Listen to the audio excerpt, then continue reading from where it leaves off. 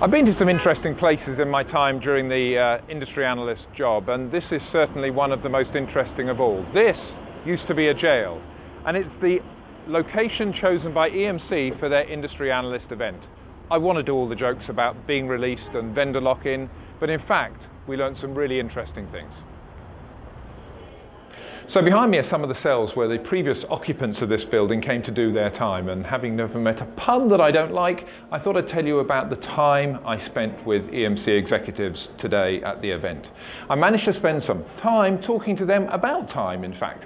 In some cases about things that have happened since EMC did something, for example, since the VNX launch a few months ago, so we talked about what's happened since then. In some cases about things that are happening right now, which is, for example, with Isilon's latest announcements, which happened just in the last couple of days. And in some cases, looking ahead. A lot of this is NDA, but I tried to get some idea of where future technologies are going, and indeed, even where EMC's Enterprise Bedrock division is going over the next year or so. So those interviews follow right now.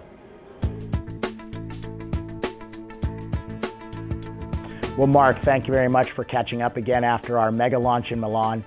The VNX2 has done incredibly well. Been very successful everywhere from the mid-size accounts all the way into our global enterprises. In fact, one of our large accounts bought 45 petabytes for their Oracle data warehouse at the end of last quarter. And our channel partners are really, really enthusiastic about it as well. So overall, it's been an incredible launch and a great first 45 days of the VNX2. In 2012, we really sort of introduced Mavericks, our 7.0 platform release of Isilon ONE-FS. And it was really about bringing, enterprise and big data together. And the amount of data that's exploding in the enterprises, the amount of home directories is just phenomenal. And so we've introduced a number of new key features. Earlier in the year, we announced HDFS support. And with 7.1, we also now introduced deduplication. The other thing that we added was support for the Common Event Enabler to provide integration for auditing. So vendors like Varonis who do auditing, who touched what file for how long, did they edit it, and so forth. That's all now supported within the system as well. So we've enhanced a lot of the efficiency capabilities in extending out this platform with version 7.1 of ONE-FS. The other thing that we're announcing actually next week on November 5th, Simplicity will be talking about mobile data access, sync and share capability integration with Isilon. So for the farms and farms of home directories, now users can simply, under the control of the storage administrator, be granted access to that home directory and access it completely, safely, and securely from their mobile device without having to create a lot of infrastructure and very, very simple from the end user's perspective. Hi Mark, good to see you.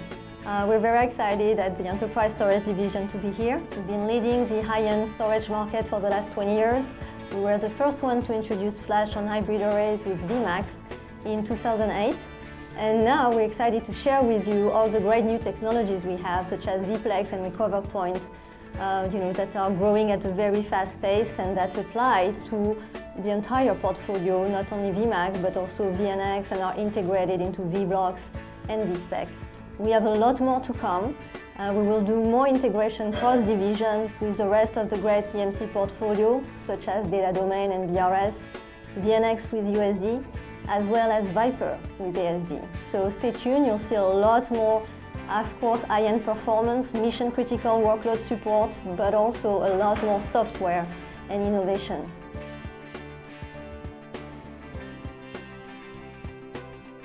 Exciting times right now with Scale.io. So looked at a company, purchased a company about 3-4 months ago. So we're talking about a company that has software to be able to build a virtual SAN, take your drives from within the servers, scale them out in a very elastic fashion, be able to add storage, remove storage, all on the fly, scales to thousands of nodes.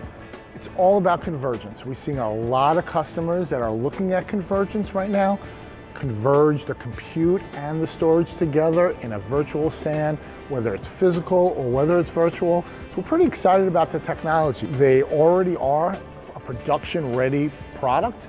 A new release is about to come out, and we'll actually stay tuned for some more information probably at the beginning of the year as we bring Scale.io out a little bit further for EMC. So stay tuned for that news.